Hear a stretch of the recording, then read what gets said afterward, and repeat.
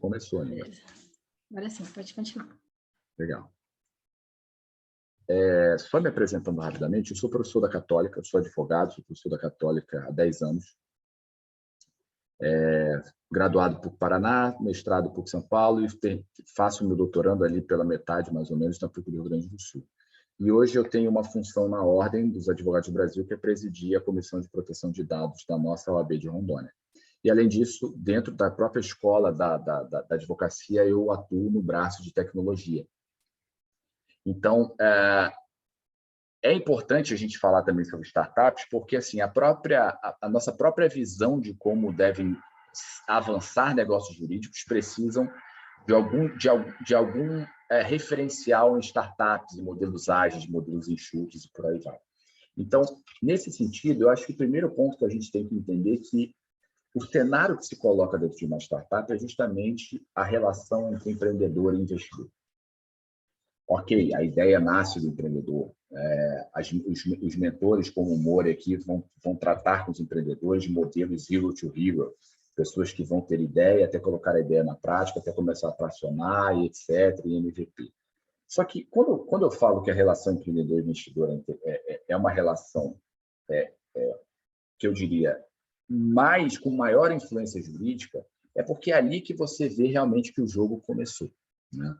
Não estou falando que antes da entrada de um investidor, seja ele familiar, seja ele anjo, seja ele um VC ou qualquer outra forma que seja, antes dessa etapa, ok, a gente tem o modelo, a gente tem a ideação, a gente tem a estruturação, a gente tem a coisa começando, mas o jogo realmente começa a virar um jogo de gente grande quando entram investidores que acreditam na sua ideia e realmente colocam investimento, colocam capital para fazer com que essa ideia saia, ou seja, de alguma forma escalável e atinja aí um potencial que você, como empreendedor, almeja nesse seu processo de criação de uma startup.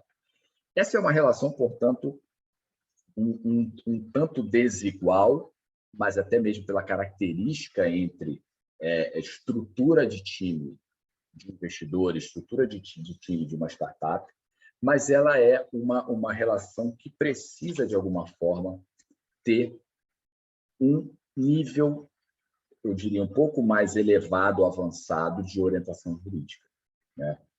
Aqui eu não estou falando que o advogado, gente, é essencial para a existência de uma startup. Eu estou falando que vai haver uma etapa do seu projeto que um advogado, e aqui, na verdade, eu não me coloco como único, mas eu me coloco nessa representação do advogado, até mesmo com esses óculos escuros em pixel, mas é que o advogado ele vai ser importante para a compreensão dos instrumentos que vão guiar, a partir daí, a entrada desse VC, ou desse investidor, o investidor anjo, etc. Uma vez, eu conversando com o Mori, há um tempo atrás, logo que o Mori começou a ideia aí de criar uma comunidade de inovação lá na hamburgueria, e aí ele comentou uma coisa que assim, é interessante, mas essa tem que ser a visão de todo empreendedor, né? Quando ele foi falar sobre startup, etc. O investidor é um cara que você precisa, mas é um cara que você não quer dentro da sua empresa. Porque assim, quando você colocar ele na sua empresa, quando você colocar ele no seu projeto, na sua startup, você vai sentir de fato que ela começou a deixar de ser sua, né? Essa ideia e etc. Então, vários comandos, vários pensamentos estratégicos devem ser compartilhados e devem, portanto, passar por uma relação jurídica entre investidor e empreendedor. Então, é interessante ter um investidor. Eu acho que não existe hoje escalabilidade de negócio sem a gente falar de alguma forma de investimento, de entrada de um investidor. Mas perceba, é esse momento que você vai precisar estruturar não só uma equipe, mas você vai precisar de auxílio jurídico nessa etapa. Quando eu coloco advogado, outra coisa que eu quero falar, e aí eu estou vendo o Thiago aqui, as suas brilhantes ideias de blockchain, mas o ponto que eu acho que eu coloco sobre advogado aqui, eu não estou falando de advogado terceirizado, tá? Eu não estou falando de escritório. Você pode, por exemplo, a depender da sua estrutura, você pode ter um advogado interno no seu projeto. que nós chamamos comumente de diretor jurídico ou jurídico interno, né? Então, não é necessariamente um escritório, mas uma pessoa, um advogado que entenda que te dê conselhos jurídicos no negócio. Eu vou só passar aqui rapidamente, mas eu vou voltar nos slides anteriores. Esse livro, eu acho esse livro sensacional. Esse livro do Brad Feld, eu acho assim, se você você tem um projeto de startup, ou você está pensando em startup, e você não conhece esse livro, você pode ter certeza que o seu colega que vai competir com você, ele já conhece esse livro. Ah, Edson, mas, pô, sacanagem, esse livro é em inglês, eu não vou conseguir entender direito, etc, etc. Mas, assim, enfim, Google Tradutor, DeepL ajuda você, copia e cola e vai entendendo os textos do livro. Esse livro é sensacional, porque é a visão de um empreendedor, não só acerca da relação com VCs, a relação com investidores, mas todos os stakeholders que vão orbitar no teu projeto de startup. Então, esse livro do Brad Feld, eu acho assim, é literatura obrigatória, porque é como eu falei, gente, eu não conheço o modelo de negócio de todos vocês que estão aqui, mas uma coisa eu posso dar certeza a vocês. Vai ter um momento em que a chave vai ser virada no negócio e o jogo de gente grande vai exigir conhecimento jurídico. O livro do Brad Feld, ele faz uma coisa bem legal. Ele dá instrumentos de informação e conhecimento para o empreendedor se colocar nesse jogo. Porque, perceba, existe também uma simetria de informação aqui entre advogado e empreendedor. Naturalmente, e aqui eu não estou diminuindo o conhecimento de ninguém, mas assim, naturalmente eu, como advogado, pressuponho que eu entenda mais que o Thiago sobre questões jurídicas. É a mesma coisa que eu tenho certeza que ele entende mais do que eu sobre questões envolvendo blockchain, que é a tecnologia que ele usa, etc. Mas o ponto é, então, o empreendedor, e esse é o ponto do Brad Feld nesse livro, ele tem que ter uma sagacidade e conhecer pelo menos o básico para estar nesse jogo, para que ele consiga, de certa forma, colocar o seu ponto de vista e continuar controlando a sua ideia. Então, fica a dica, gente, esse livro é bem legal. Eu acho que tem Kindle, eu acho que tem na loja de e-books da Amazon, da Apple, enfim. Fica a dica para vocês, porque eu uso dois conceitos dele, né? Quando ele fala sobre o empreendedor, né? Ou seja, essa relação, e na verdade o empreendedor é justamente eu diria, a matéria-prima de um ecossistema em desenvolvimento de startups. Não existe falar em um movimento de inovação, um movimento de startup, sem entender que esse movimento nasce dessa figura, esse centro, como diz o Brad Feld, que é o empreendedor, certo? Ou seja, é o maluco que faz as coisas acontecerem. Esse é o verdadeiro ponto. Então, tudo isso orbita nesse cidadão, nesse empreendedor. Então, só que esse empreendedor, ele vai se relacionar, e aqui eu já começo meus artigos de lei, tá, gente? Eu peço desculpas, mas essa é uma falha nossa dos advogados, usar artigos de lei, mas até o que eu estou trazendo para vocês é que a gente já tem regulamentação sobre tudo isso que a gente vai falar agora, tá?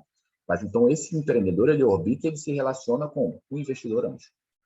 A própria lei, o marco legal da startup, pela primeira vez na história do Brasil, não aqui parafraseando nenhum presidente, só usando a expressão, mas pela primeira vez na história do Brasil, uma lei traz um conceito do que é um investidor anjo.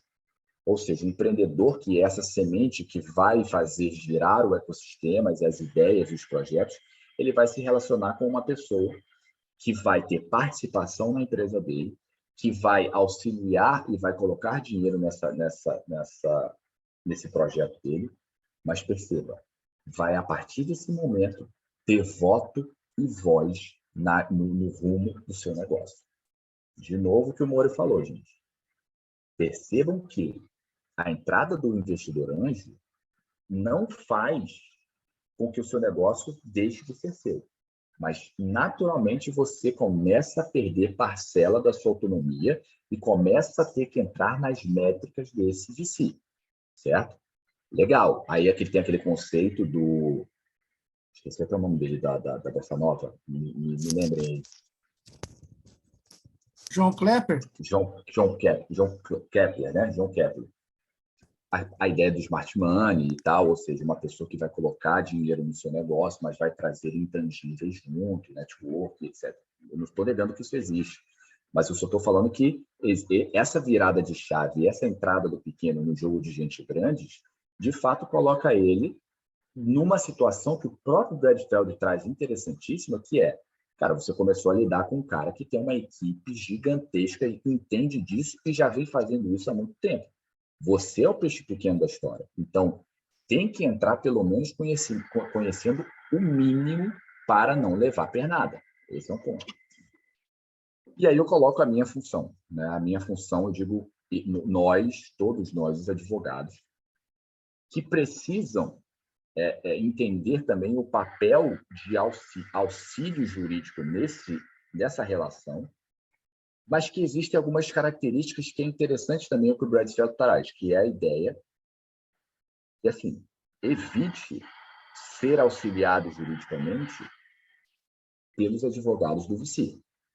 Acho que essa pode ser eu não vou colocar como regra, mas assim, essa pode ser uma possível regra de ouro. Né? Por quê? Porque eu não estou falando que existe um antagonismo entre VCs e founders, mas existe naturalmente uma diferença de propósitos imediatos.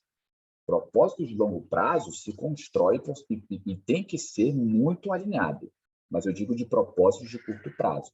Se tivesse casamento entre VC e founder, cara, isso aí é amor à primeira vista, é caso de história fantasiosa. Mas o ponto pode acontecer. Mas, em regra, você ser auxiliado pelo advogado do VC pode trazer riscos gigantescos para o seu negócio.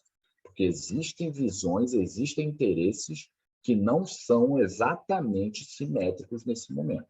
Tá? Então, eu acho interessante falar do advogado, porque também pensar agora no momento em que eu vou ter que criar e vou ter que construir aqui uma assessoria jurídica ou contratar uma, mas o meu VC chega e fala, pô, tá aqui o meu escritório que sempre me auxiliou.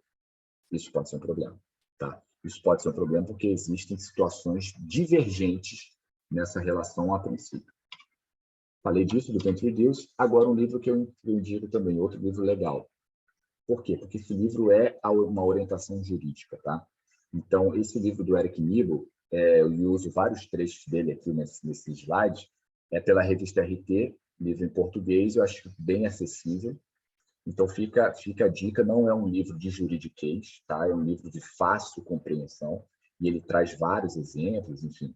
Então, fica a dica aqui também para quem não quiser entrar no texto do Brad Feld, mas ir diretamente também para uma coisa brasileira, citando as leis brasileiras, fica a dica do livro do Eric Nibel. E aí eu entro aqui em algumas questões que, ano passado, a gente começou a ter como regra no direito brasileiro. Percebam, até a Lei Complementar 182 de 2021, a gente não tinha uma visão sistematizada sobre startups. Tá? A gente, como eu falei, aquilo que a lei não proibia, a gente fazia. Então, existia o quê? Existiam criatividades jurídicas para atender um perfil de inovação e empreendedorismo que não é o perfil padrão do Código Civil, e muito menos do Código Comercial, que é do início do século passado. Então, nesse ponto, o Marco Legal das Startups ele vem para trazer algumas questões jurídicas que já eram praticadas, gente. O ponto aqui que eu trago para vocês não existe coisa nova no Marco Legal. Existe o que se faz colocado na lei. Então, para não ter insegurança jurídica, a gente resolveu fazer tudo, colocar tudo que os empreendedores, inovadores e VCs fazem em uma lei. Quer dizer, tudo não, mas boa parte disso numa lei. Então, e é isso que nós chamamos de marco legal das startups. Tá? Não é uma lei excelente, mas também não é uma lei ruim. Então, assim, tem algumas coisas interessantes e que eu vou trazer aqui para vocês, para a gente conseguir tratar alguns pontos.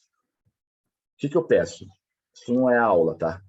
Por favor, então, pode abrir o microfone, sabe, Edson? Pô, eu acho que isso aconteceu comigo, eu acho que isso daria errado no meu negócio, o que você acha disso tal? E até aqui, gente, eu faço, porque estamos gravando, eu faço um disclosure que eu não estou dando assessoria jurídica para ninguém, tá? Ou seja, o que a gente está fazendo? A gente está trazendo práticas, questões jurídicas que podem acontecer. Tá? Agora, depende muito do seu negócio, depende muito do seu contexto, depende muito em que ponto você está, se você tem VC, se você não tem VC, se você quer ter, enfim. Mas o ponto aqui que eu estou trazendo basicamente é a lei e vou trazer alguns exemplos para a gente poder contextualizar esses problemas. Mas quem tiver exemplos, quiser trazer, quiser falar, tirar dúvida, enfim, estou à disposição.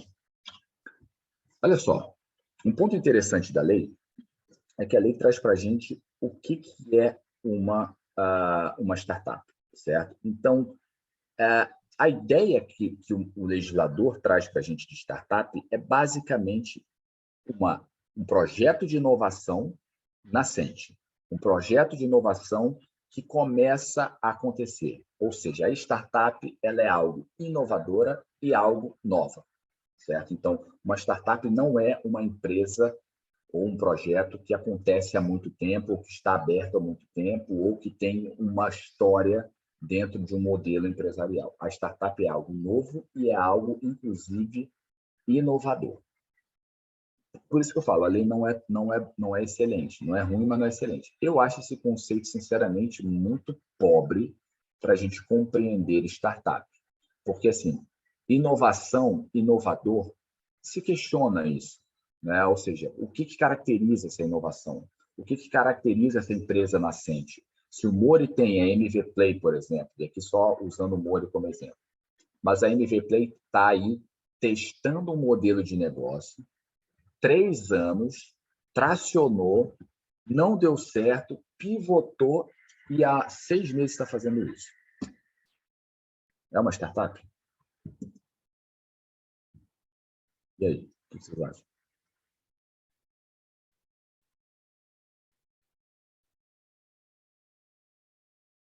Alguém está comigo aqui?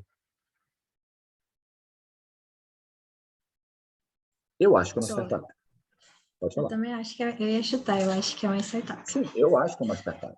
Só que, sinceramente, eu lendo a letra da lei, alguém ia chegar e falar assim, cara, mas, pô, o CNPJ do cara está aberto há 4 anos. Pô, isso não é uma startup. Só que o cara não entende nada de tração, testagem de modelo, pivotar. O cara não entende disso. Né? Ou seja, eu acho que não ficou muito claro o ciclo de negócio dentro de uma startup aqui. Mas a lei coloca empresas nascentes, modelos inovadores. Para ser bem sincero com vocês, só abrindo parênteses, essa ideia do conceito do artigo, basicamente do artigo 4º, é simplesmente para justificar o parte final, que é permitir o Estado contratar startups. Então, assim, tem que ser inovador para o Estado contratar. Então, só que dentro de uma perspectiva macro de startups, eu acho esse conceito extremamente fraco, mas é o que a lei nos diz. E aí, ela Eu coloca queria algumas... fazer uma pergunta. Pode falar, desculpa. Você pode terminar e eu faço a pergunta depois. Legal. O que a lei coloca para a gente no parágrafo primeiro? Ele coloca alguns requisitos. Então, perceba, que eu também acho um outro problema da lei, mas enfim. A lei coloca quais os enquadramentos legais. E aqui eu acho que é uma pergunta que vários de vocês têm. Qual tipo de empresa eu posso abrir para ser uma startup? Eu tenho que ter uma limitada para ser uma startup? Eu tenho que ter uma antiga Eireli, né, que agora é uma empresa limitada individual? Eu tenho que ter uma SA? Eu tenho que ter algum tipo societário específico? Eu posso ser uma sociedade simples? A própria lei traz para a gente todas as hipóteses em que eu posso ser considerado uma startup em todos esses tipos societários. Empresa individual, Eireli, bababá, antiga Eireli, sociedade empresária, cooperativa, etc. Só que ele esqueceu de uma coisa aqui. Então, respondendo à pergunta, todos os tipos societários descritos no parágrafo primeiro podem ser startups. Só que não concorda comigo que ele esqueceu uma coisa. Mesmo se eu não tiver um CNPJ, um tipo societário, eu não sou uma startup. Não é verdade? Não existe essa hipótese de eu poder ser uma startup, até mesmo sem abrir um CNPJ? Então, eu acho que faltou na lei compreender esse início de ciclo de ideação, de prova, de MVP e por aí vai. Então, isso descaracterizou um pouco por quê? Lá na frente, a gente vai ver uma questão. Existe impacto jurídico nessa etapa? Eu sou sócio do Mori. O Mori não abriu o MGP ainda. Mas eu e o Mori, nós somos founders e a gente está testando o negócio. Só que eu e o Mori, nós já fizemos um documento chamado MOU, ou Founders Agreement, né, que alguns chamam. Concordam que eu e o Mori, a gente já tem uma relação jurídica? Independente de CNPJ, de tipo societário, etc. Então, a lei esqueceu um pouco que as pessoas se relacionam juridicamente até mesmo antes de ter um CNPJ. Então, eu acho que faltou, por exemplo, dar segurança jurídica para o MOU, o memorando de entendimentos. Então, nesse ponto, mas a lei coloca sociedade empresarial e etc. E todos esses tipos vocês podem usar para ser considerado uma startup. E tem um ponto, ele coloca, inclusive, aqui um cap, né? Ou seja, um faturamento máximo para você ser considerado uma startup. Né? Ou seja, a partir de 16 milhões de receita bruta, e tal, ele coloca um cálculo, você não pode mais ser uma startup, e se você tiver mais de 10 anos de inscrição do CNPJ, também você deixa de ser considerado uma startup. Então, uma empresa de 11 anos não pode mais ser uma startup. Pode falar, Maria, por favor.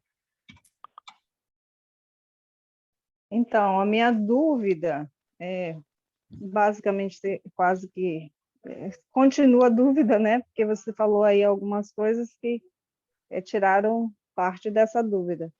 Por exemplo, eu tenho interesse, não, eu estou trabalhando, né? Abri já a CNPJ da empresa e comecei a estudar sobre startups e descobri, durante esse período, que o meu negócio ele pode ser considerado uma startup. Porém, somos em 3, né? Sociedade, em 3 pessoas, e nós queremos, independente se a gente vai conseguir dar início como startup ou não, a gente quer dar início na empresa. Aí a minha dúvida depois que eu iniciar o negócio, não passando por esse processo que você está falando para ser considerado uma startup, eu iniciei o negócio da nossa forma, né? Trabalhando já, e nesse meio tempo que a gente já está trabalhando, já estamos com o negócio funcionando, eu posso ser considerada depois startup? Depois desse período? Por exemplo, passou os 3 meses, nós começamos a trabalhar, a empresa está dando um retorno, tá? Realmente foi aceita, né? No mercado, temos uma demanda, aí a gente resolve entrar em algum programa de startup, de aceleração, digamos. Nós podemos entrar como startup, nesse caso? Então, o que a lei coloca para você, Maria, simplesmente são os requisitos para você ser considerado. Assim, a lei não coloca, a empresa tem que começar a vida dela como uma startup para ser considerado. Não, você coloca assim, eu te dou um cap, te dou um limite de faturamento, se você não fatura mais do que isso, já tem um requisito, e você não pode ter mais de 10 anos, certo? E aí é o outro ponto. E você tem que ter esse enquadramento registrado, conforme o próprio Departamento Nacional de Registro Comercial, DNRC, você tem que estar constituída, ou seja, declarada a sua constituição como startup, ou, a gente vai falar isso daqui a pouco, ou enquadrada no Inova Simples. Mas, enfim, se você tiver 1 ano de empresa e lá na frente você entender que preencheu esses requisitos da lei, você pode ser uma startup no aspecto legal, sem problema nenhum. Entendeu? Não é o fato de eu estou começando agora que eu tenho que ser uma startup, não. Mas você também não pode ter mais de 10 anos e querer ser uma startup. Então, perceba que a lei traz alguns requisitos, preenchendo os requisitos, você pode ser enquadrado como tal. Agora, o que a lei coloca é modelo de negócio inovador.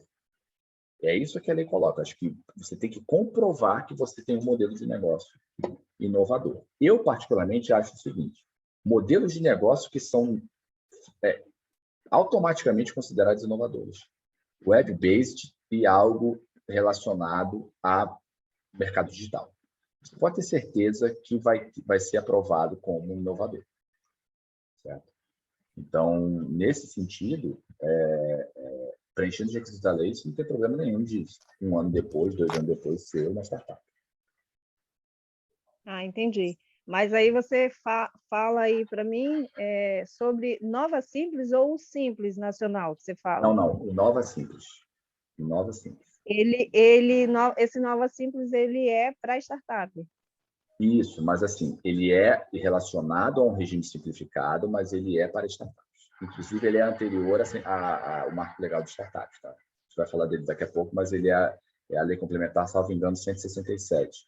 E o Marco Legal de Startups é o 182. Então, até antes de ter o Marco Legal de Startups, já criaram a simplificação do Inova Simples.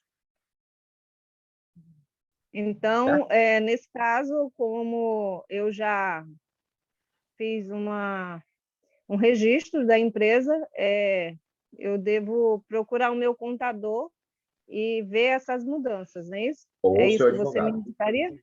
Vendendo o jabá O da minha advogado. classe, ou o seu advogado. Certo? Porque Entendi. é só uma questão de enquadramento. Sem problema. Certo? Obrigada, entendi. Nada. E aí aqui a gente tem aquela velha, que todos vocês já conhecem, de todas as acelerações, mentorias, incubações que vocês já fizeram, que é justamente aquela linha do tempo entre momentos que você tem uma ideação que você consegue consolidar o seu negócio. É óbvio que isso vai passar pelaquela depressão básica do desinteresse, até mesmo para você conseguir posteriormente escalar o seu negócio, né? Mas percebam que esse modelo trazido, esse gráfico trazido, mostra que não é tão 0 ou 1 entre ser uma empresa inovadora e ter um tipo societário, ou seu startup ou não. Perceba que existe ideação, existe formação de time, eu crio um MVP, eu vou colocar isso para ser validado, eu vou buscar escala, eu vou começar a, de alguma forma, tracionar o meu negócio para chegar e consolidar. Pode ser que várias dessas etapas ocorram sem mesmo que eu tenha necessidade de um CNPJ. Né? Então, diversos são os programas de inovação, inclusive, que colocam esse modelo em prática para que você não tenha essa necessidade. O que eu acho, então, interessante? Eu já volto, tá, Maria, no Inova Simples. Eu só quero falar sobre isso aqui primeiro. Desculpa, eu já volto. É isso. Primeiro ponto que eu quero falar rapidamente, eu vou voltar depois do Inova Simples, mas só para isso ficar bem claro. Eu não preciso ter um CNPJ para fazer um MOU, que é o Memorandum of Understanding. Eu não preciso de um CNPJ para isso. Eu não preciso de um CNPJ para ter um Founders Agreement, para fazer um memorando de pré-constituição meus sócios, minha equipe, para que eu tenha uma startup. Ou seja, o contrato social não pode ser visto, gente, como a etapa inicial de uma startup.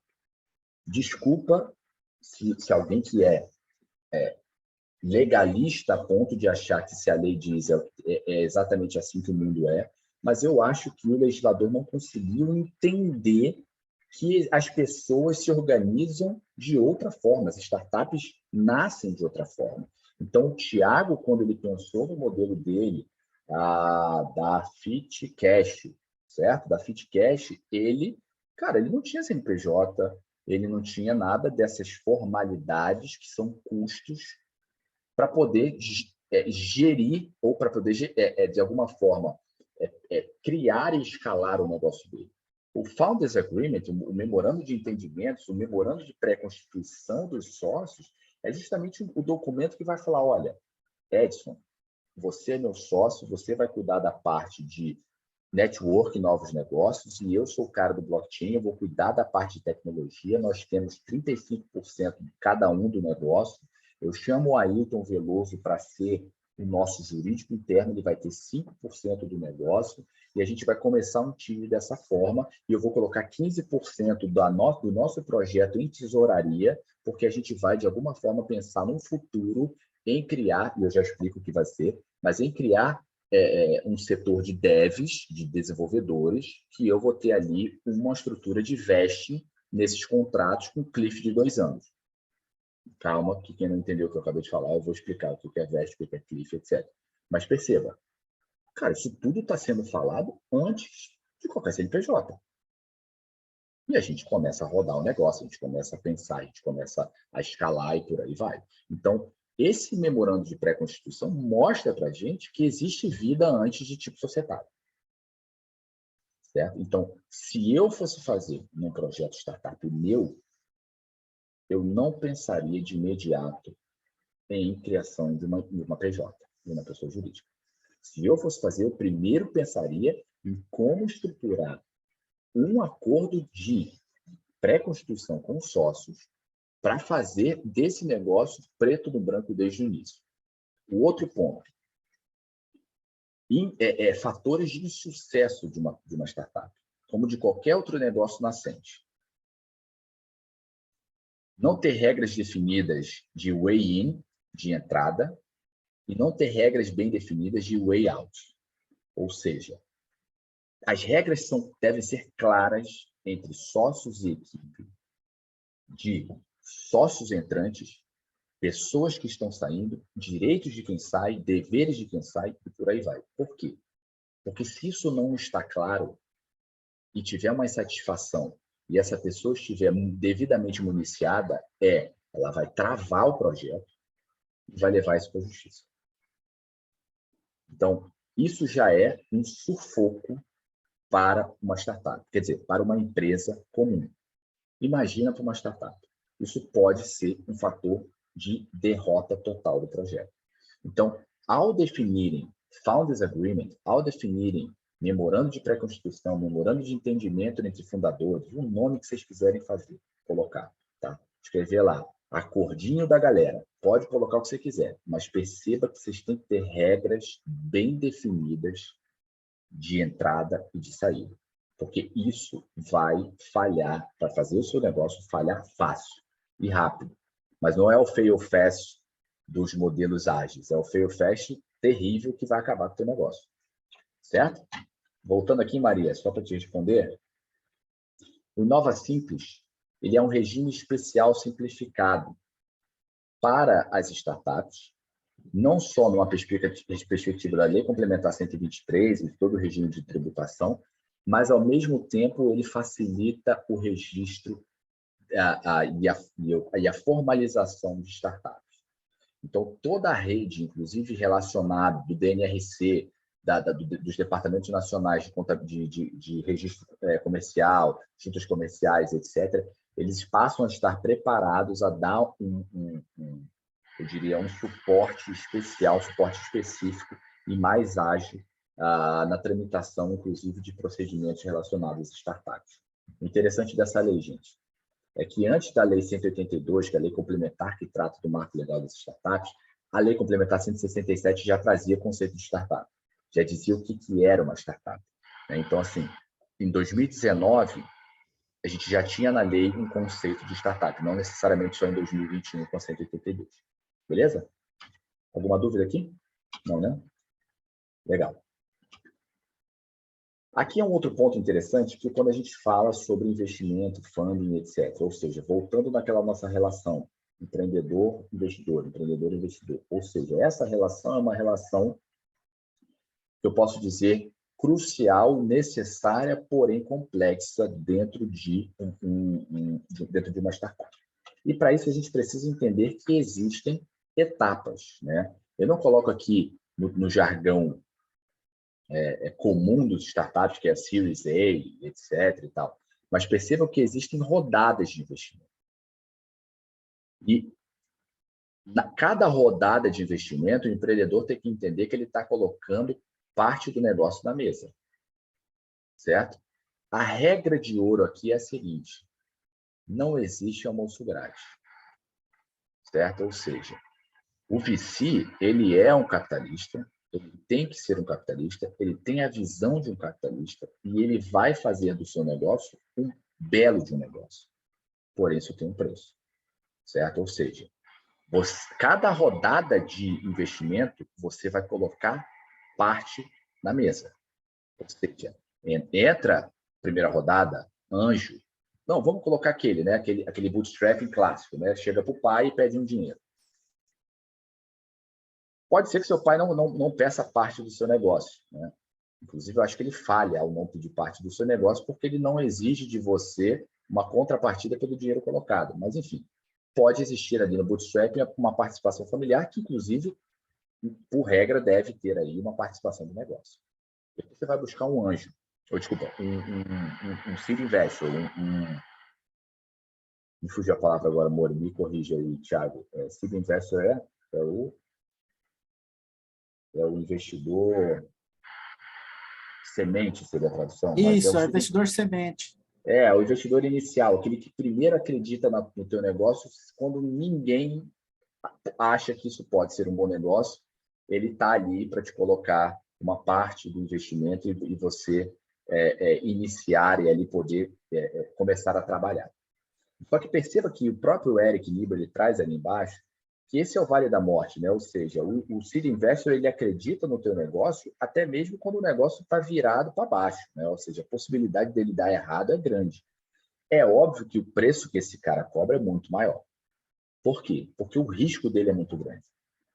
O seed investor ele é um cara que entra num momento crucial, mas para ele, como capitalista, é um excelente momento.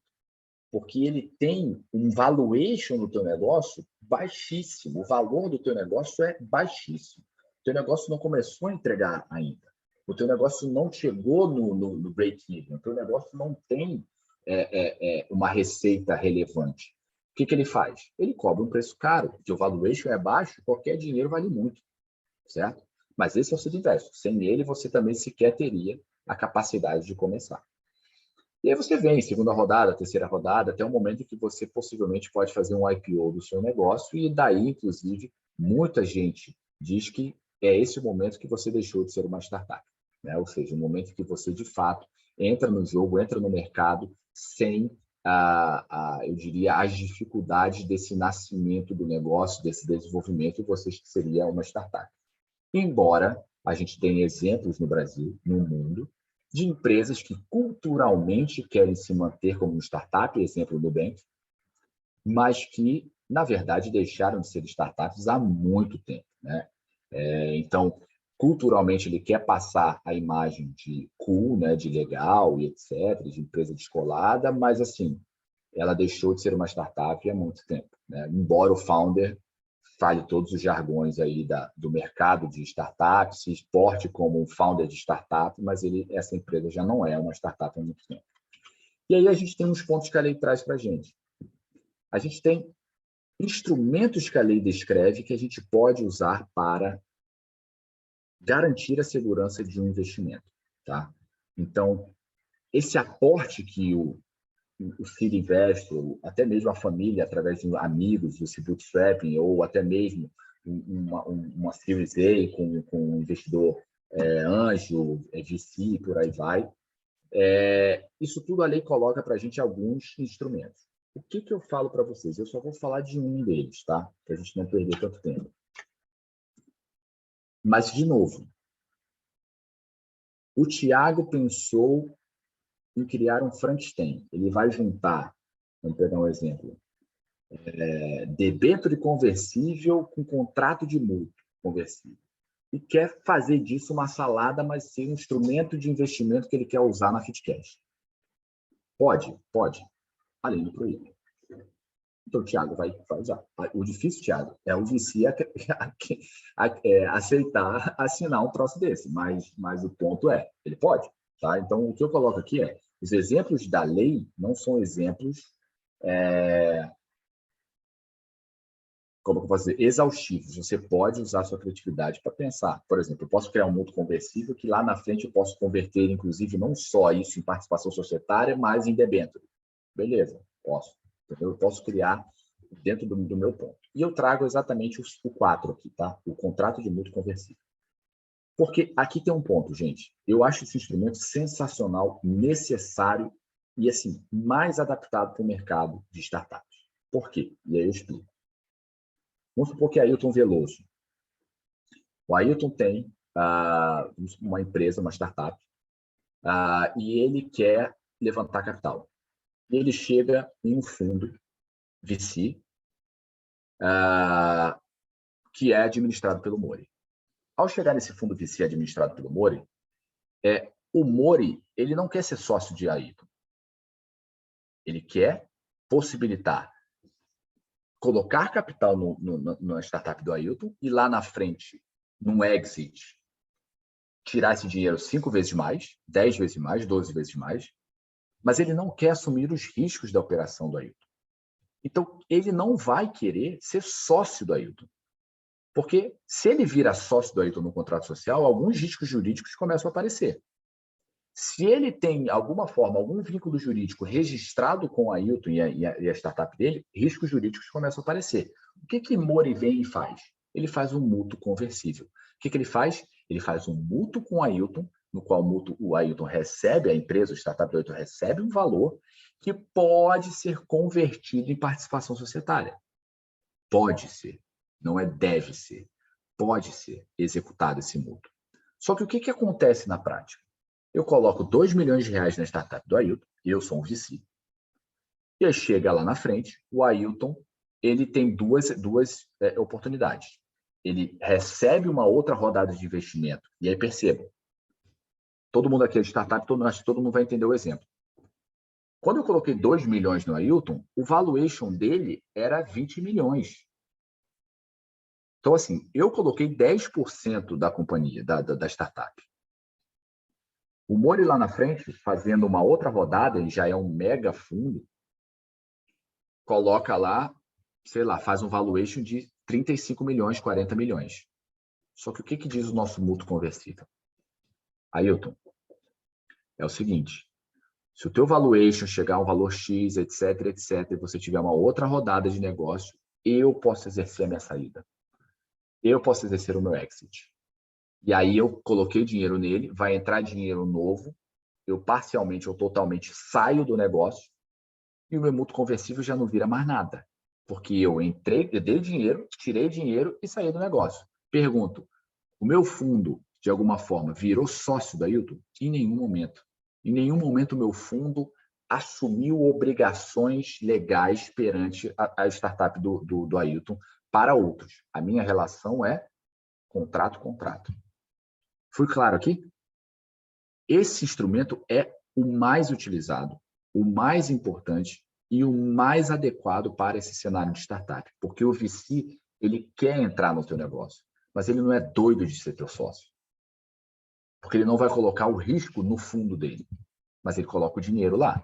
Sabe por quê, gente? Porque dinheiro é matéria-prima desses fundos. Os caras é dinheiro, eles vivem de dinheiro, trabalham com dinheiro e fazem dinheiro. Então, o que acontece? Só que o que eles não querem? Eles não querem trazer o risco do negócio para dentro do fundo deles. E aí eles usam mútuo conversível. Ficou claro isso? Nesse exemplo que eu dei, eu recebendo o meu exit na minha saída, acabou o contrato, acabou o mútuo. E acabando o mútuo, acabou qualquer relação que eu tinha com o Ailton. Beleza? Tem outras formas, mas o interessante é o seguinte, antes da Lei 182, eu não tinha mútuo conversível escrito na lei. Não existia, a lei não previa mútuo conversível. Mas querem saber de uma coisa? Todo mundo fazia mútuo conversível. Entendeu? Todo mundo usava, e usa ainda mútuo conversível. Então, o mútuo conversível não existia na lei. Todo mundo usava e todo mundo usa. Então, se você estiver na sua startup, você está num momento em que você vai ter um funding interessante, etc., e você quer estruturar, as operações mais interessantes e mais usadas são com mútuo conversível. Beleza? Beleza.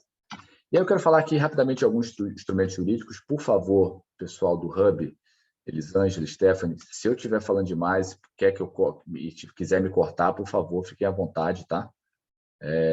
Porque esse é o problema, vocês colocaram uma pessoa do jurídico que fala demais, certo? Não, tá tranquilo, pode continuar. Beleza. Falei sobre a MOU, e aí eu quero trazer um caso da Singu, que é interessante. A Singu respondeu um processo trabalhista. O valor da causa, se não me engano, era R$1 milhão, R$1,5 milhão. O que aconteceu? O cara foi lá e falou, existe um vínculo trabalhista entre eu e a Singu. A Singu, eu fiz uns trabalhos para a Singu, comecei desde o início com a Singu, tal, e eles nunca me reconheceram o meu vínculo trabalhista e não sei o que lá, e entrou com uma ação judicial, ele queria sair da empresa, entrou com uma ação judicial, só que teve um detalhe.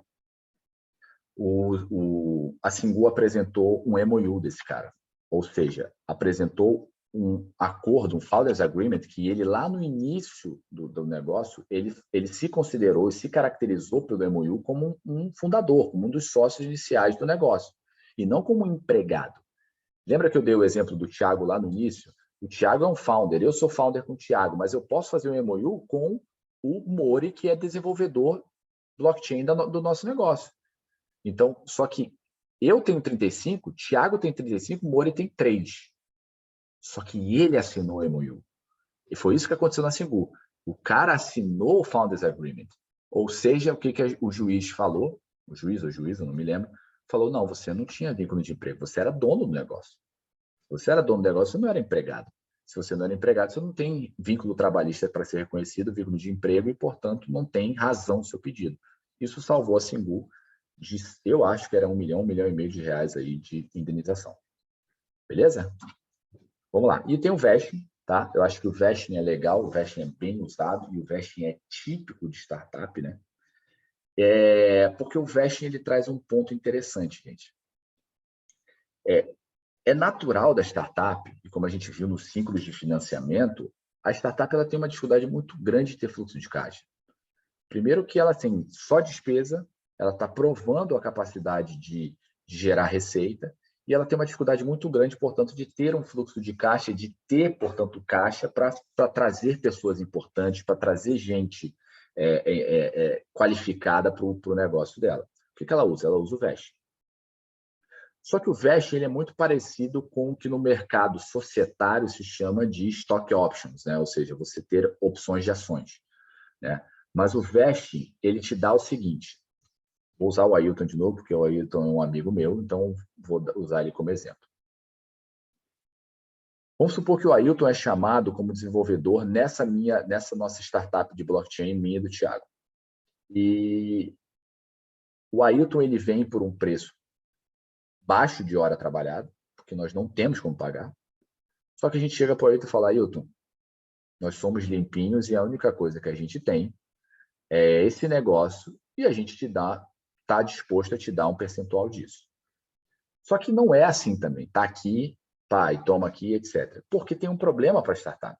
O Ailton tem que provar que ele é um bom dev de blockchain, o Ailton tem que provar que ele é um cara bom de equipe, que ele é um cara bom de gerir equipe, que ele é um cara bom de projeto, que ele é um cara que, quando escalar o negócio, ele vai conseguir continuar entregando. Então, o que eu faço? Eu já volto no Good Livre, tá? Mas o que eu faço? Eu faço uma linha do tempo com o Ailton no contrato de vesting. O que significa isso, Ailton? Se você ficar tanto tempo na minha empresa, na nossa startup, você começa a ter... Eu vou te dar 5%. No primeiro ano, você vai ter direito a 0,5%. No segundo ano, você vai ter direito a 1,5%. No terceiro ano, você vai ter direito a mais 1,5%. E no quarto ano, você vai ter direito a mais 1,5%. Isso é um vesting. E o período de cliff é justamente cliff, ou seja, é justamente esse período de prova que você vai estar pendurado, cliff, para receber essa participação da startup. Ou seja, vestir é colocar você para dentro, o Ailton para dentro do negócio, mas trazendo as condições. E uma dessas condições é o próprio período de cliff que a gente tem aí para comprovar, eu diria, a capacidade sua de entregar para esse propósito. É óbvio que eu posso olhar em duas etapas aqui. Eu posso olhar, inclusive, em duas perspectivas. Tanto o Ailton no tempo, 4 anos para fechar o cliff total, ou eu posso olhar o Ailton também por produtividade. Cara, o Ailton vai entregar a nossa rede blockchain e Ethereum no ano 1, ele vai entregar uma sidechain em Solana e papapá, até a gente ter um negócio escalado em blockchain. Pode ser? Depende de como está o seu contrato. O ponto é, eu te dou condições, eu te dou critérios para você ser o nosso sócio. E aqui eu trago um caso interessantíssimo. Não de vesting, mas de como a participação pequenininha numa empresa, startup, pode te gerar um ganho gigantesco. É o caso clássico do grafiteiro do Facebook, né? Ele, salvo engano, foi 0,01% do Facebook à época, e ele fez o grafite da primeira sede do Facebook, e depois, quando o Facebook estourou, enfim, etc., o grafite dele valia mais do que as telas de Picasso, né? Então, por quê? Porque ele teve uma participação naquele projeto, naquele negócio. E isso é que faz o vesting. O vesting eu te remunero baixíssimo por um trabalho, porque eu não tenho condição, mas, ao mesmo tempo, eu te trago condições, te trago critérios para você participar do nosso negócio. E esse tempo, esse período de tempo, é cliff. O que geralmente as pessoas fazem, tá?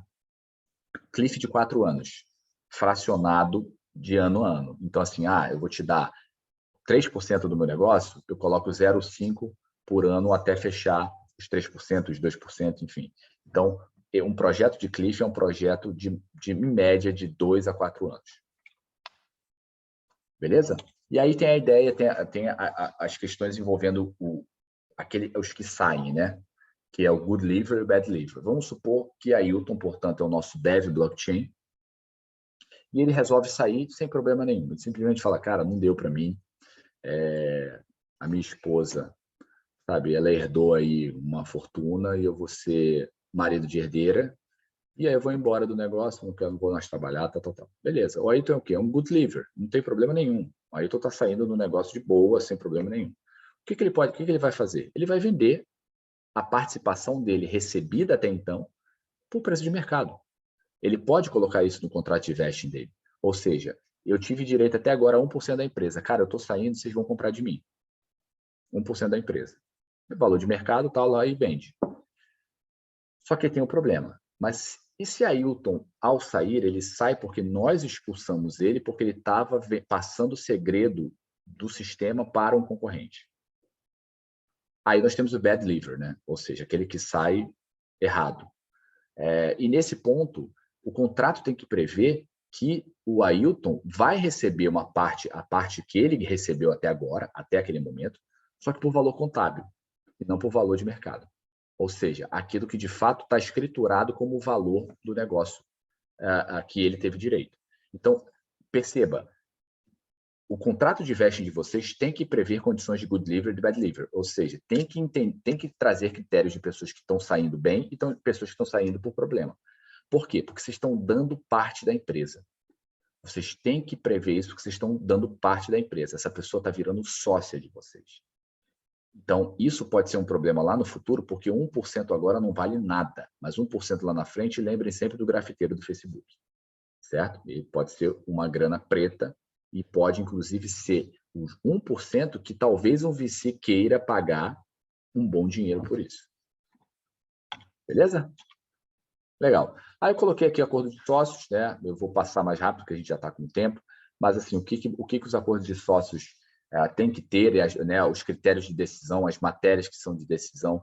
O legal é vocês entenderem que quando tem 2 founders, especificar a aptidão e atividade de cada um. Se tem um founder que é o gestor do negócio, por que precisa que os 2 assinem? Isso não é necessário. Então, ou seja, dar mais dinamicidade para o negócio, ajudar o negócio também a ser mais ágil, a se desenvolver. Gente, o direito tem um problema que vocês precisam estar sempre atentos. O direito sempre puxa para o poço da burocracia.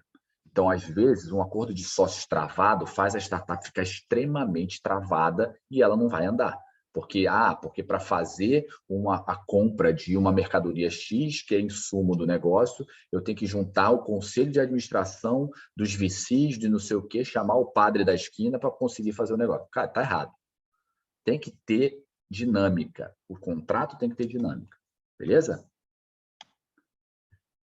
Rapidamente falar sobre algumas cláusulas que tem que ter, eu acho, minha opinião, tá? Se fosse minha startup, o que eu colocaria? Né? Primeiro, todo negócio feito por vocês não pode sair, os detalhes de negociais não podem ser declarados aí aos 4 ventos. Vocês têm que tomar cuidado com isso, porque eu acho muito legal o approach que o Mori dá, quando a gente fala junto, enfim, quando ele... Só para fazer um parênteses, o Mori fala todo semestre o Mori fala com os meus alunos sobre cultura startup, etc. Mas eu acho que o approach do Mori é bem legal nesse ponto, porque tem uma questão interessante. Cara, você não vai guardar 7 chaves da sua ideia. Você tem que provar a sua ideia. A sua ideia tem que ser testada, você tem que chegar e testar. Só que beleza.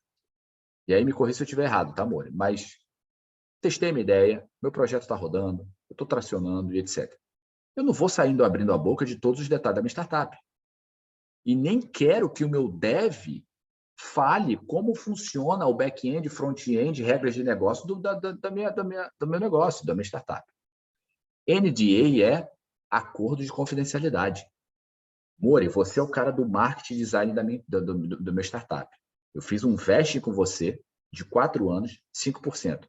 Só que o Mori tem um NDA com a minha startup. Ele não vai falar da estratégia de negócio da minha empresa. Então, se ele falar, ele vai pagar, inclusive, uma indenização, responsabilidade por abrir a boca e falar de coisas que são confidenciais. Toda startup tem que ter informações que são confidenciais, porque são regras de negócio, são elementos da startup que são essenciais, principalmente em um cenário de competitividade. Não, até, né, Edson, pegando o gancho aí, tem até muita startup, né, que ela fragmenta os desenvolvedores, né? Então, o desenvolvedor, ele não sabe todo o processo, né? Assim, as equipes são separadas de propósito justamente para um não saber, né, como desenvolver a peça inteira, né? Isso aqui é justamente nesse sentido, aí, de garantir a proteção, enfim. E tem um outro detalhe, nem sempre você vai atrás de um cara de PI, de propriedade intelectual e industrial, para ficar registrando inovações, até porque isso é um problema, porque você pode gerar publicidade nisso, né? Então, você nem quer muitas vezes isso. E ainda tem um ponto, falando do dev, do desenvolvedor que o Mori traz, que é justamente esse segundo ponto, esse non-solicitation, né? Você colocar com seu VC ou com algum parceiro de negócio, cara, que ninguém vai ficar assediando os teus devs. Você VC, é proibido por contrato, que tem uma cláusula de non-solicitation lá, que você não vai ficar assediando meu dev. Porque, gente, perceba, eu falo isso pro Mori, ele é testemunha, eu falo isso pro Mori tem 5 anos. Cara, a nossa comunidade, ela tem um problema estrutural de dev. Desenvolvedor é escasso absurdamente. Eu estou falando, inclusive, dos ruins, tá? Agora, imagina os bons. Cara, se eu sou um VC, ok? Eu sou um fundo. Eu olho para a startup do Mori, cara, eu vejo o Thiago, um puta de um desenvolvedor. Cara, é full stack, faz tudo, joga bola, camisa 9, abate escanteio, corre para cabecear. Só que tem um detalhe, cara. Eu também sou VC da startup do Ailton, que, na minha opinião, é 10 vezes melhor que a do Mori. O que eu faço? Thiago, é o seguinte, cara, sai desse barco, esse barco está furado. Vamos para aquela startup ali, que eu também sou VC, e lá eu tenho certeza que, inclusive, eu convenço os caras a fazer um contrato de vesting contigo. Acabou. O Thiago sai na hora. Sai na hora. E aí, o que acontece? Acabou a empresa do Mori. Acabou a startup do Mori. Aí você vai falar, mas o VC perdeu dinheiro. Mas do Mori eu botei 100 mil, na do Ailton eu coloquei 7 milhões. E aí? Tenho uma dúvida. Pode falar. Nesse caso aí dos desenvolvedores, né?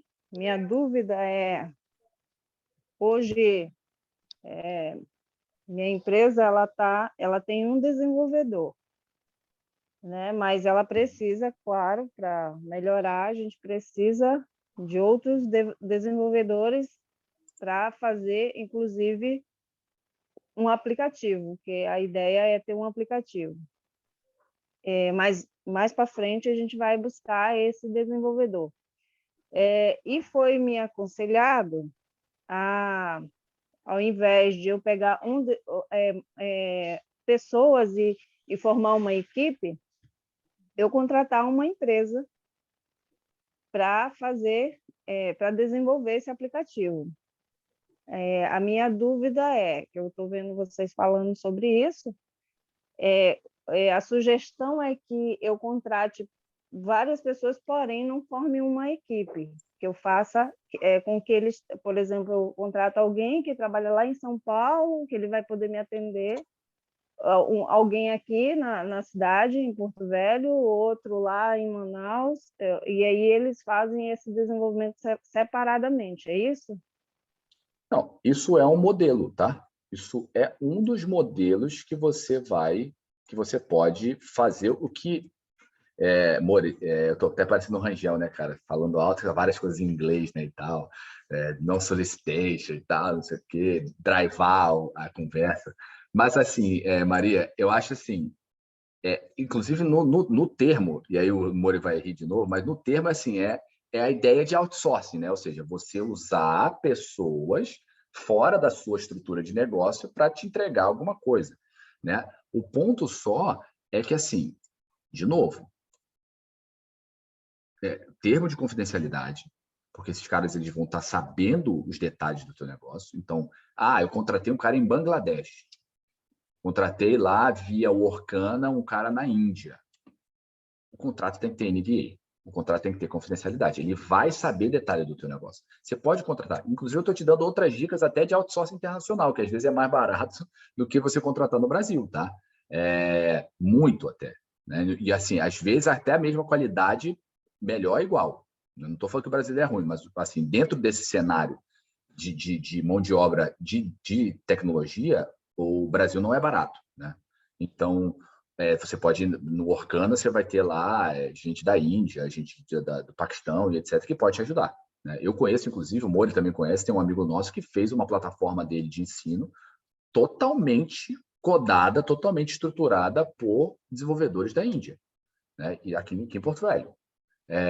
Então, você pode usar. Agora, só tome cuidado com isso, porque você vai falar para o cara: o meu negócio é isso, o meu negócio faz isso, o meu negócio é isso, tá, faz isso, a regra é essa, o meu tempero especial é esse, que diferencia dos meus concorrentes. Ok, ele sabe de tudo. Entendeu? Então, toma cuidado com isso. Só tem uma questão também, um detalhe aí, né, Edson, que muitos investidores falam é que você não pode terceirizar o que é core business, né, o que é o seu core do negócio lá. Aham. Então, você pode até terceirizar, né, essa parte de desenvolvedores, mas tem que pelo menos ter um CTO, né, alguém de tecnologia, para poder direcionar, para poder fazer as adaptações, enfim, para poder coordenar essa parte, né, porque é complicado, né, de repente ter uma startup sem ter ninguém de tecnologia, né, dentro do time, dentro de ser sócio. Então, tem que tomar um pouco de cuidado também com essa questão de terceirização. Verdade. Nesse caso, um dos sócios ele é de tecnologia, né? E ele está fazendo essa parte aí. Porém, ele está fazendo o nosso MVP, que seria o site, né? Claro, como eu falei, a gente pretende iniciar não como uma startup. Pretende, não tenho certeza, ainda estamos aí em processo. Estou trabalhando aí com a Uber, com a Hub, para ver se a gente entra aí nesse processo de incubação, né? Pré-incubação, incubação, que infelizmente eu não consegui entrar nesse processo agora desse ano, no início do ano. Então, a gente está trabalhando, ele está desenvolvendo o site e, claro que a gente vai precisar de outras pessoas na área de tecnologia para desenvolver o aplicativo. Sozinho ele talvez não consiga, né? Não tem a mesma agilidade. Mas já tem essa pessoa, assim, ele é que vai comandar toda essa área tecnológica, é dele, ele é um dos sócios. Legal. E aí, continuando, então, assim, non-solicitation é isso, tá? Você não vai ficar assediando as pessoas das empresas. Essa relação de non-solicitation geralmente é VC e startup, tá? E empreendedor. E aí tem o non-compete, ou seja, você não vai deixar que uma pessoa que está na sua empresa, por exemplo, competir no mesmo mercado com você, com a mesma tecnologia, com o mesmo nicho de mercado. Então, você pode fazer um non-compete, ou seja, que evita essa competição. A Justiça do Trabalho entende possível, tá, em relações de emprego, non-compete mais ou menos por 2 anos. Então, assim, non-compete de 14 anos, 15, 20 anos, não, isso não existe. O non-compete ali é mais ou menos 2 anos o aceito pela Justiça do Trabalho. Alguns juízes aceitam até 5 anos, mas em média eu colocaria 2 anos como um non-compete possível dentro de um contrato, tá? E o outro ponto é o lock-up, tá? O lock-up, algumas pessoas falam só de um lock-up do investidor. Eu acho que existem 2 lock-ups, tá? O lock-up do investidor qual é? Eu não coloquei dinheiro na startup do Ailton. Eu tenho um lock-up de 2 anos. Ou seja, eu não posso vender a minha participação por 2 anos.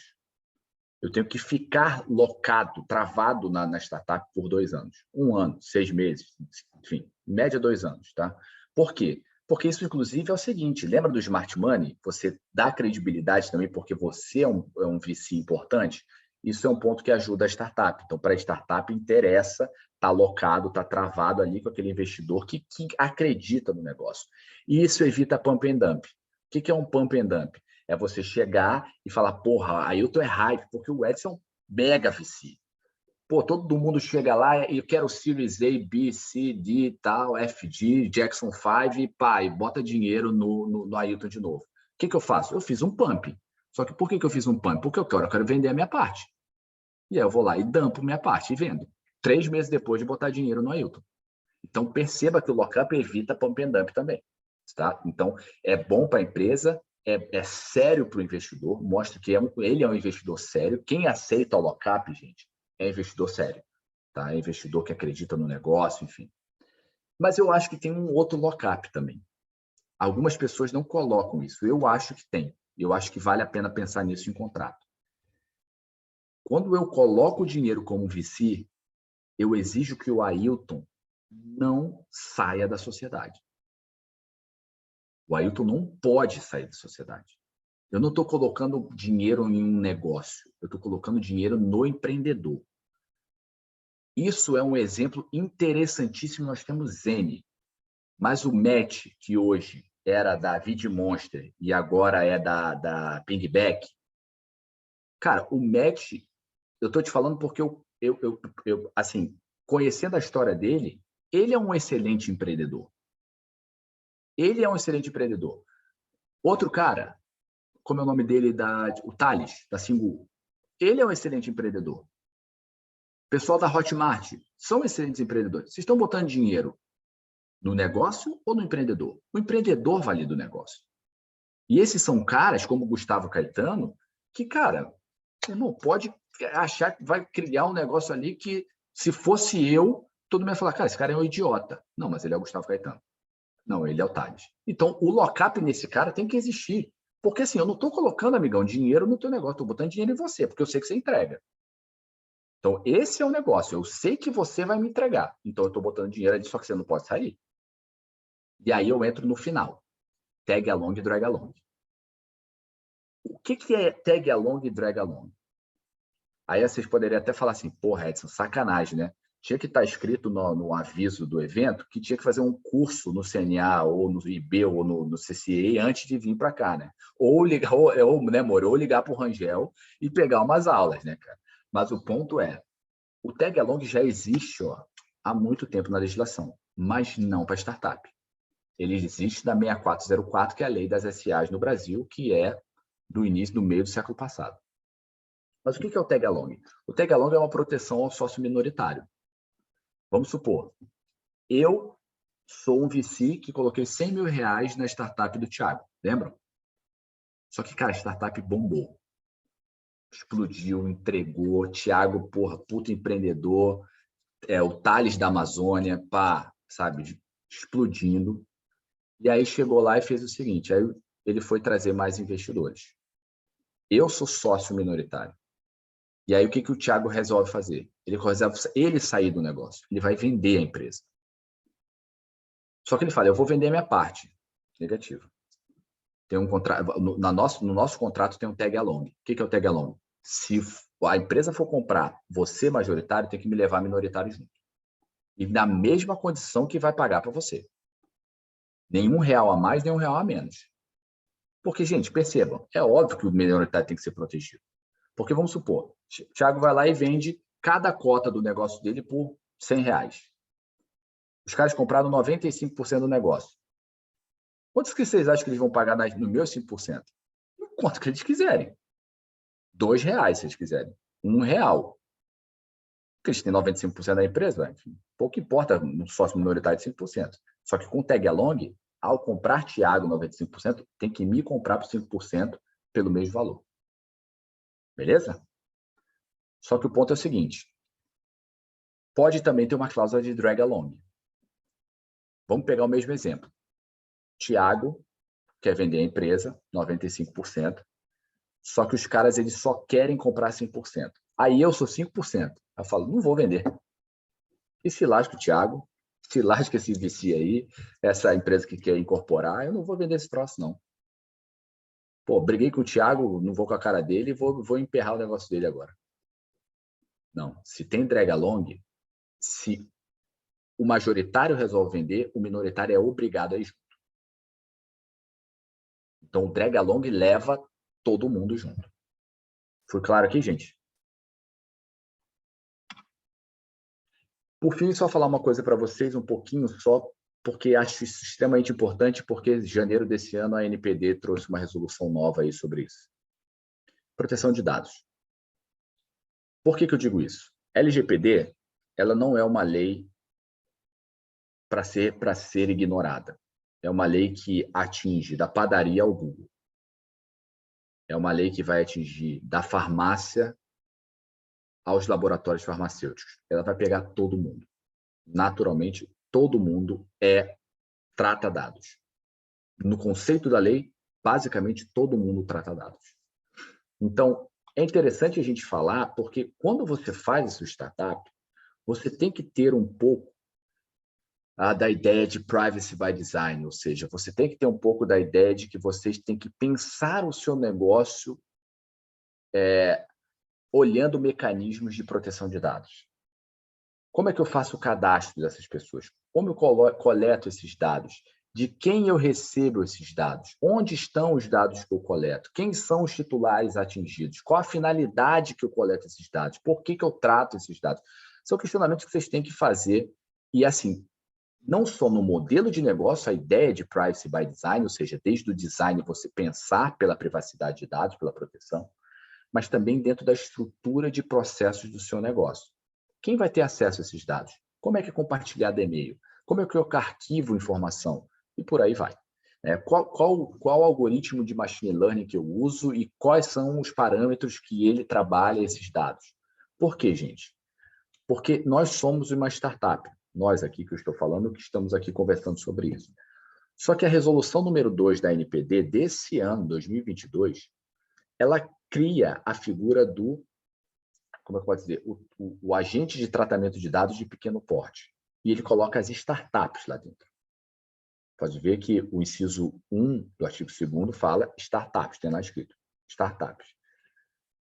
Mas isso não coloca a startup numa posição de não incidência da norma, ou seja, que não tem que respeitar a norma. Ela é um pouco flexibilizada, a LGPD, para as startups. Mas, ainda assim, eles têm que ter um plano de proteção de dados, entender os mecanismos de proteção de dados para evitar responsabilidades.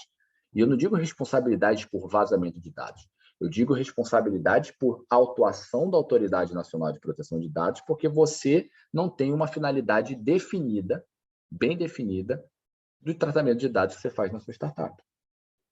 O Brasil não começou ainda essa etapa, tá, gente? No Brasil ainda não tem, eu diria, ostensividade, atividades de fiscalização por parte da NPD. Mas quando isso começar, quem não tiver orientado, quem não tiver planejado como proteção de dados, vai sofrer.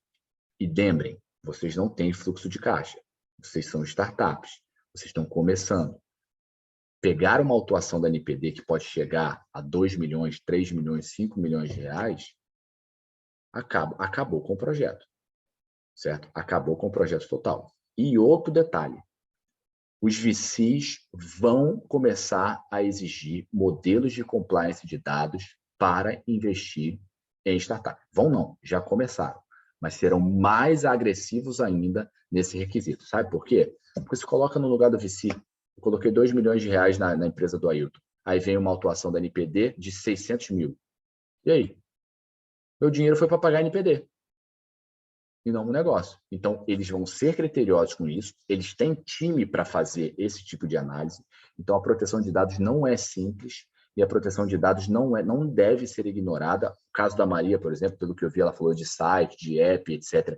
Tem que tomar muito cuidado com os requisitos da lei. A lei não é difícil você ter um bom planejamento de proteção de dados, mas é preciso você pensar em proteção de dados. E aí, a ideia de privacy by design, pensar a ideação, a estruturação do negócio baseado em proteção de dados.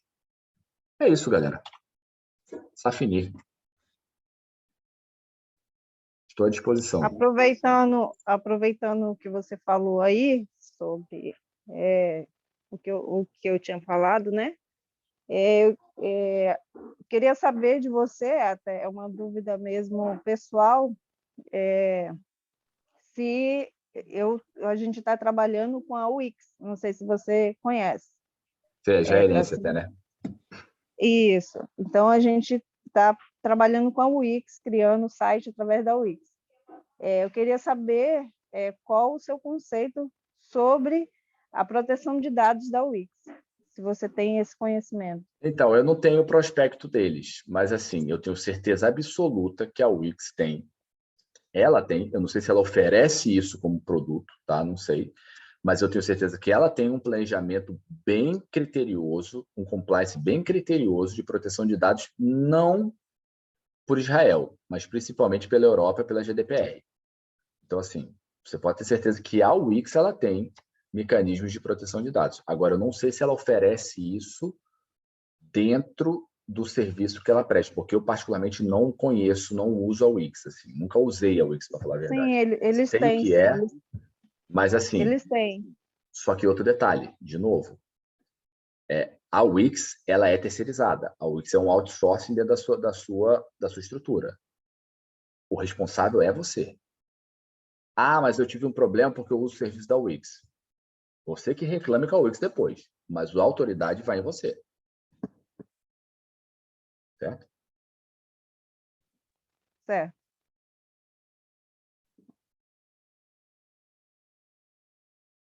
Elisângela, cumpriu a missão? Perfeitamente. Mas alguém tem alguma dúvida para fazer para o Edson aproveitar esse momento? Cara, que aula. Eu precisei dessa aula em 2019, quando eu estava lidando com investidores. Que aula. Assinei o contrato de UVC, né? Pô, se eu soubesse disso antes. Não deu certo por causa de alguns atritos, mas, cara, que aula. Muito legal. Valeu. Parabéns, Edson. Nossa. Valeu. Tamo junto. Não, sensacional, né? Sempre ouvir esse cara aí. Só quero saber, Edson, quando que eu vou sair desse seu contrato de Cliff aí, que eu tenho que te dar aula, né? Para suas turmas todo ano, pô. Todo esse Cliff aí é eterno. Não, mas, cara, é que você não lembra que você assinou aquele vesting eterno? Pois é. Eterno lá. Isso que dá sem ler, né?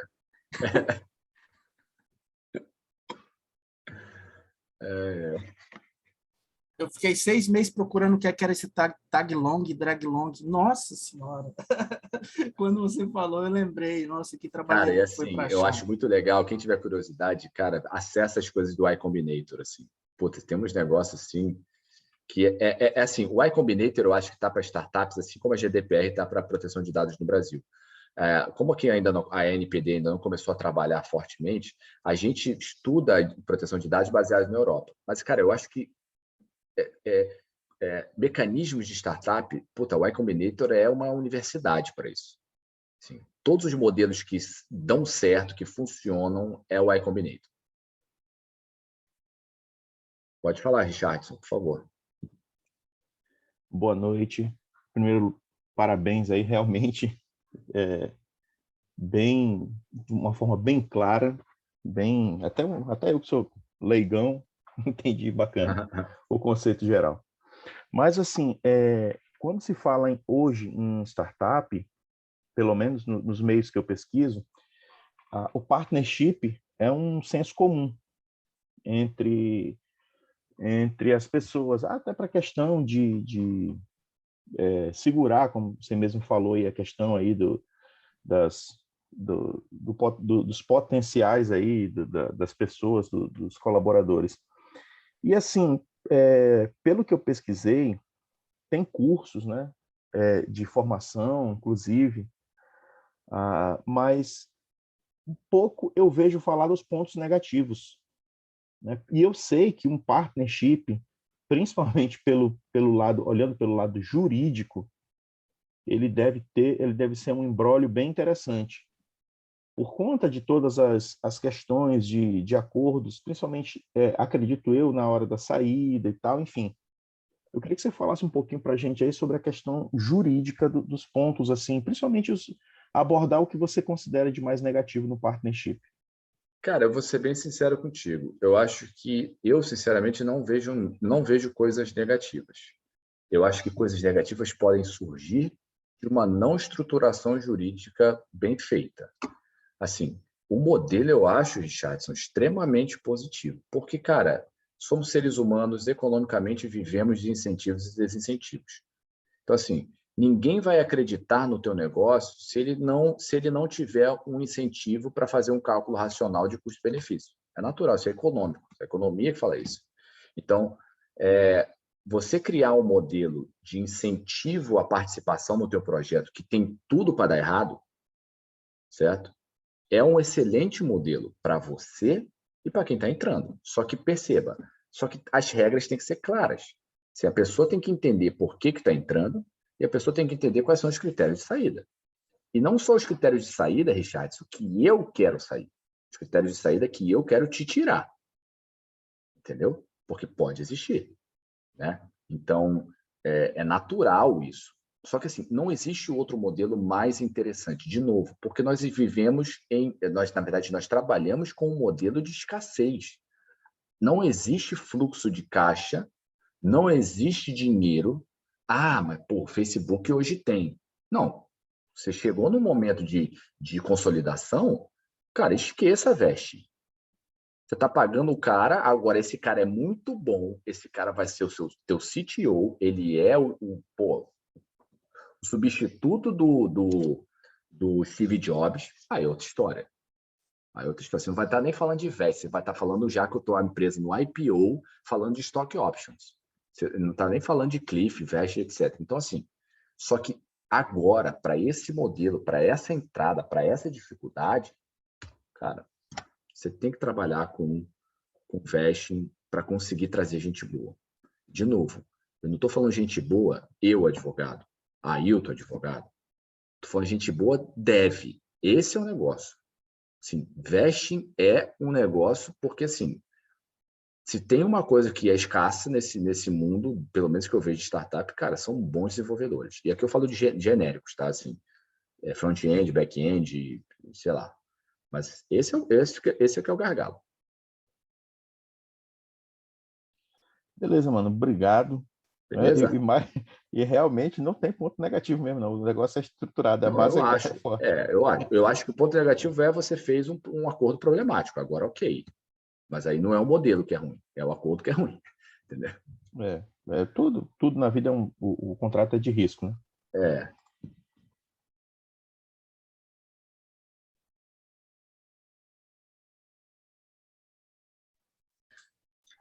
Gente, aqui não temos mais perguntas. Ah, tem uma pergunta. Eu Vai lá, tenho. Maria. Desculpa, eu acho que desculpa tá puxando aí muitas dúvidas que realmente eu queria muito participar para falar sobre essa parte, né, jurídica. Então, minha dúvida, se o Edson puder responder aí rapidinho, porque logo no início, infelizmente, eu não ouvi, eu entendi mais ou menos, eu queria só que ele colocasse novamente sobre o que não, eu entendi mais ou menos ele dizendo que o que não estava na lei, quando você inicia uma startup, o que não está na lei é válido, a gente pode seguir. Não, é porque assim, qual é a regra do direito civil? No direito civil, a regra é a seguinte: eu posso fazer tudo o que a lei não proíbe. Então, a lei vai proibir, eu não posso fazer. Se a lei não proíbe, se a lei é omissa, se a lei não fala nada, eu posso fazer no direito civil, entendeu? Então, por exemplo, se eu quero criar um tipo de contrato para investimento e que não está escrito ali no 182, na lei complementar 182, eu posso fazer. Agora, se a lei falar assim, é proibido ter cláusula de mútuo conversível com emissão posterior de debênture, esse contrato eu não posso fazer. Entendeu? Porque ela está proibindo. Agora, se ela não proíbe, se ela não fala nada, eu posso fazer. Essa é a lógica do direito civil. Entendeu? Tanto é que o Founders Agreement, ou seja, o MOU inicial, não tem escrito na lei. Então, o que eu faço? Não posso fazer. Sem problema nenhum. Tá certo, Edson. Obrigada, viu? Obrigada Nada. mesmo. Foi muito bom. Sucesso, Realmente sucesso. você me esclareceu muitas coisas que eu estava em dúvida. E agradeço imensamente aí o Hub por nos disponibilizar esse curso. Eu considero um curso para mim, pelo menos. Obrigada mesmo, viu? Eu que agradeço. Sucesso no seu projeto. Obrigada. Eu ia propor para a gente abrir as câmeras, quem puder ir, para a gente tirar uma selfie aqui, né? Um printzinho final. O Asca tem uma pergunta? Eu tenho. Na verdade, eu fiquei com muitas dúvidas agora, porque eu confesso que eu era totalmente leigo. Então, foi assim, abriu um leque de possibilidades para mim. Foi Legal. uma experiência muito Fico feliz. boa. Porque é o seguinte, eu estou criando empório, certo? O empório normal, só que com produtos da Amazônia. E a minha ideia é padronizar os produtos da Amazônia. Então, uma vez padronizado, eu vou estar distribuindo eles padronizados, porque eu sei que os produtos amazônicos eles não têm a mesma estrutura que os produtos do sul e sudeste, né? Vamos dizer assim. Eu costumo dar o exemplo do nosso tucupi aqui da região. Ele é vendido de qualquer jeito. A ideia é padronizar tudo, desde da farinha, do suco, das geleias, das madeiras, tudo que puder ser padronizado para poder colocar isso na embalagem, colocar nas prateleiras do empório e vender. Então, a ideia é padronizar eles, fazer com que eles cheguem no mercado do sul e sudeste igualzinho onde chegou outros produtos, só que com sabores diferentes, para sabor, yushi, camu-camu. Então, essa é a ideia. E a pergunta é o seguinte, como eu vou fazer para estar passando, no caso, eu tenho algumas receitas e algumas tecnologias, e eu quero estar passando isso para outros pequenininhos, porque a minha ideia é, literalmente, eu pego os meus pequenininhos, o pessoal que trabalha junto comigo, os parceiros, e eu passo para eles um pouco de conhecimento para justamente padronizar o produto dele, para trazer para dentro do meu empório. Como eu posso estar fazendo isso juridicamente? Não, juridicamente você faz esse contrato, mas algumas características que eu acho que a gente falou aqui, né? Primeiro, confidencialidade. Acho que as pessoas... Você tem que cuidar da informação, né? A pessoa não pode receber a informação e sair falando para todo mundo, né? Você tem que trazer também uma não competição, um não compete, ou seja, o cara vai pegar a tua informação, vai quebrar o contrato contigo e vai virar teu concorrente. Não pode. Né? Então, é verdade, eu gostaria muito disso. É meio estranho, mas eu gostaria. Sim, mas eu acho que isso é válido, isso é extremamente válido, até mesmo porque você justifica isso pelo fato de que você perderia o seu negócio, né? Se a pessoa copiar o que você faz, você perdeu o negócio, né? Não, porque é o seguinte, existem muitas pessoas que... Vou dar um exemplo, certo? Não, mas o ponto é, criar um concorrente já é um problema. Entendeu? Então, o não compete serve para você não abrir para um concorrente. Tá, entendi. Porque vamos supor, vou te dar um exemplo. Você está em Rondônia, certo? Certo. Tá. Aí esse cara que você passou a informação, ele vai lá no Acre, arruma uma outra pessoa e cria um modelo de negócio igual ao seu. Tá. Eu vou te dar um exemplo. No Brasil inteiro tem aquelas casas que vendem açaí, certo? Sim. Aqueles açaí na tigela, sim. Um monte de gente faz. Só que o que acontece? No nosso empório, a gente está colocando o bacaba e o patoá. Entendeu? Introduzindo igualzinho. Só que são duas frutas diferentes. E a minha ideia não é inventar um produto novo. A ideia é só agregar sabores novos. A ideia já é tudo pegar... bem, mas assim... Mas existem métodos, existem fornecedores, existem receitas, existem coisas que tornam o seu produto único. Isso você tem que proteger. Entendeu? Você tem que proteger a informação, você tem que proteger a sua cadeia de produção, você tem que proteger essas coisas contratualmente, entendeu? Entendi. Tá. Beleza? Não, tranquilo. Muito bom saber disso assim, é legal. Tem muita coisa para a gente processar. Legal. Mas se alguém... Vamos lá, Elisângela, tirar nossa foto? Bora. Então, vamos lá. Quem puder abrir as câmeras, eu vi o Pedro já abriu. Stephanie. Vamos lá, vou contar 3. 3, 2, 1. Massa. Depois eu vou mandar lá no grupo para vocês. Edson, obrigada mais uma vez pela participação aqui. Foi muito Beleza, rica. pessoal. Muito rica o evento de hoje. Então, assim, muito obrigada por ter participado. Obrigada a todos aqui que participaram com a gente. Deu até bastante gente. Chegou aí até 20 pessoas aí durante o evento. Então, assim, obrigada a participação de todos vocês. No mês que vem, acho que a gente vai ter uma roda de conversa no Hub, tá? A gente vai divulgar mais, mas eu já estou só adiantando aqui para vocês que, para quem quiser participar dessa roda de conversa, vai ser bem rica, assim, a gente vai estar chamando bastante pessoas para a gente poder compor essa roda de conversa. E sem falar dos eventos que a gente já promove todo mês, como esse de hoje. Então, em todo mês, no mínimo 2 eventos a gente está fazendo. Então, confira aí nossas redes sociais, eu deixei ali no chat as redes sociais do Hub e do Edson, para quem quiser dar uma conferida. E obrigada mais uma vez a participação de todos, gente. Fiquem aí ligadinhos nas redes do Hub e até uma próxima vez. Tchau. Tchau, pessoal. Obrigado. Boa noite. Valeu. Boa noite. Valeu.